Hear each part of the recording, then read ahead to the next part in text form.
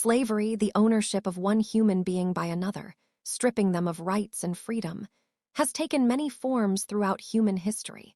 Yet, among all its manifestations, none rival the Atlantic slave trade in scale, cruelty, and enduring impact. Between 1500 and 1880 CE, an estimated 10 to 12 million Africans were forcibly taken from their homeland and shipped across the Atlantic Ocean. Around 15% perished during the grueling voyage known as the Middle Passage. Most enslaved Africans were captured from 6 main regions: Senegambia, Sierra Leone and the Windward Coast, the Gold Coast, the Bight of Benin, the Bight of Biafra, and West Central Africa, including the Congo and Angola. In total, about 12.4 million people were loaded onto ships bound for the Americas. Those who survived the journey were sold at public markets, treated as livestock, and branded by their owners. Their lives became defined by fear, violence, and unending labor. The concept of being human with a name, family, or soul was deliberately denied to them. The origins of the Atlantic slave trade. Slavery has existed in nearly every civilization, but the transatlantic slave trade was unique, not only for its scale, but also for its central role in the rise of the modern global economy.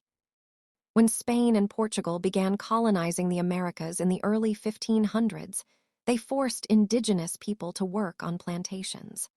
However, diseases and brutal conditions led to massive deaths among the native populations, creating a severe labor shortage. To solve this, European powers turned their gaze toward Africa. Portuguese and Spanish explorers began capturing and purchasing Africans to replace the dying indigenous laborers. Over time, Africa became the main source of enslaved labor for Europe, the Caribbean, and the Americas. Before their capture, these men and women had full lives. They were farmers, merchants, soldiers, artisans, musicians, and parents. But once taken, they were stripped of identity and reduced to a single label: slave. European traders relied on African intermediaries and local rulers to supply captives. Wars, raids, and kidnappings became common, as African kingdoms exchanged human lives for weapons, textiles, and goods. The triangular trade. The slave trade formed part of what became known as the triangular trade, connecting Europe, Africa, and the Americas. From Europe, ships carried goods like guns, wine, and textiles to Africa. From Africa, they transported enslaved people to the Americas and the Caribbean. And from the Americas, they carried raw materials, sugar, tobacco, cotton, and coffee, back to Europe. This system fueled Europe's growing wealth and industrial expansion, while Africa suffered population loss, economic stagnation, and social collapse. The Middle Passage. The Middle Passage was the most horrific phase of the trade. Ships specially designed for human cargo packed enslaved Africans into cramped, airless decks. Each person was allotted a space barely large enough to lie flat, often 6 feet by 1 foot for men, even less for women and children.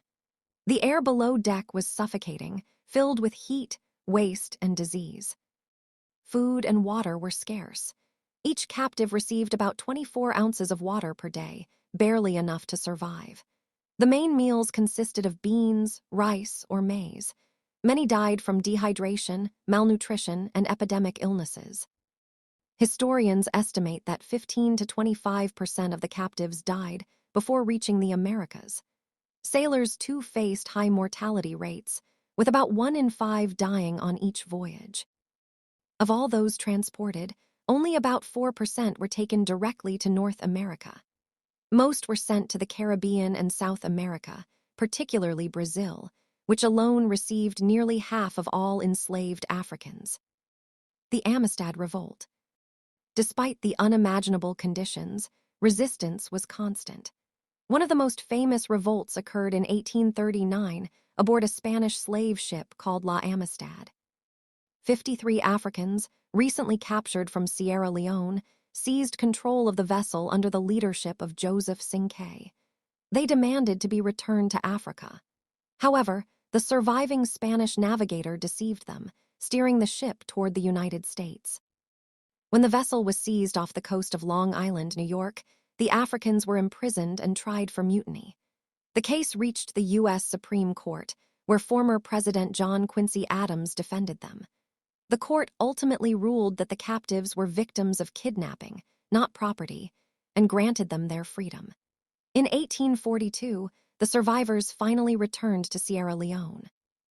African involvement and internal dynamics.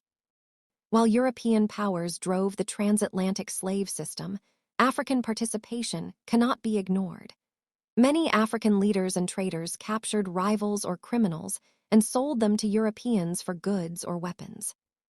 On the Gold Coast, present-day Ghana, alliances between African elites and Europeans were sometimes cemented through intermarriage, a practice known as Kasari, used to strengthen trade relations. Some kingdoms, like Dahomey, had clear policies against enslaving their own citizens, but actively captured outsiders for sale. Other states, including Oyo, Ashanti, and Benin, used warfare to obtain captives, funding future conflicts through slave profits. Still, not all African rulers approved. King Afonso I of Congo famously pleaded with the Portuguese king to stop sending goods that fueled the slave trade. In one letter, he lamented that our land is becoming depopulated and begged for priests and teachers instead of weapons and merchants. The broader impact. The transatlantic slave trade devastated the African continent. It caused widespread depopulation, destroyed local economies, and fueled endless warfare. Historians estimate that over 12 million Africans were shipped across the Atlantic, while 1.5 million died during the voyage. Millions more were killed during raids and transport on land. Canadian scholar Adam Jones described this as a genocide, arguing that the mass deaths were not merely incidental, but part of a deliberate system sustained by European powers despite their awareness of the human cost. Others, like American scholar Saidiya Hartman, argue that death was not the goal, but rather a byproduct of profit, evidence of a system that treated African lives as economically expendable. Regardless of intent, the result was the same: an unthinkable loss of life and the destruction of countless cultures. Legacy and reckoning. 7 nations were the main actors in this global atrocity: Portugal, Britain, France, Spain, the Netherlands, Denmark, and the United States, each profiting immensely from enslaved labor in their colonies. Even within Africa, the trade reshaped societies. Legal systems changed, and punishments for crimes were altered to include enslavement, feeding the demand for captives.